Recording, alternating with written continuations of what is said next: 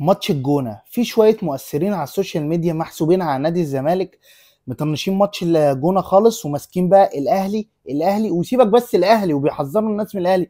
لا، عمالين بقى ساوند، عايزين الحمرة ويتريقوا على الاهلي وهنفشخ الاهلي وهنبهدل الاهلي. انت ما اتعلمتش من الزمالك نفسه وما اتعلمتش من الاهلاويه نفسهم في السوبر الافريقي لما كانوا عاملين حفله قبل الماتش اتلبوا. ما اتعلمتش من الزمالك نفسه لما كنا بنبقى عاملين حفله واحنا معانا بن شرقي وساسي وراحوا مدينا 5 وغلبنا بده كده 2-1 وهو بيلعب باحمد رمضان بيكهام وعلي لطفي. هل ده عيب في الزمالك؟ لا. هل ده عيب في الاهلي؟ لا. ماتش القمه ملوش حسبان يا ابني.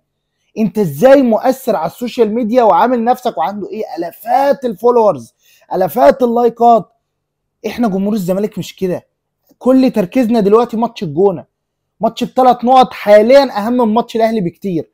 اقول لك ليه اهم من ماتش الاهلي بكتير؟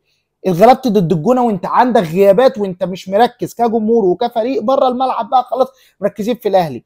بقى الفرق مع الاهلي نقطه، هينزل سخنان عليك ركب هو فرق نقطتين عشان انت واحد ما عندكش وعي، انت واحد مش مهتم، بتخلي جمهور الزمالك يروح في حته تانية، والفريق لو المدير الفني مش مركز في الحته دي هيبهدلنا برضو. بس فريرا الحمد لله هتكلم عليه، هو فايق للحته دي.